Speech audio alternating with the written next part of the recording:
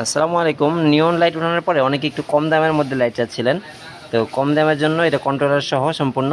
এটা 5 মিটার, কিন্তু এটা নিয়ন না। হ্যাঁ, এটা কিন্তু নিয়ন লাইট না। এটা তো সাথে রিমোট থাকবে, কিন্তু অ্যাপ কন্ট্রোল করা যাবে না, কিন্তু এটা দিয়ে রিমোট দিয়ে সম্পূর্ণ কন্ট্রোল করা যাবে। এই যে আমি যদি অন দিই, অন আছে এটা অলরেডি। অফ যদি দিই তাহলে অফ হয়েছে, আবার অন দিলাম, অন হয়েছে।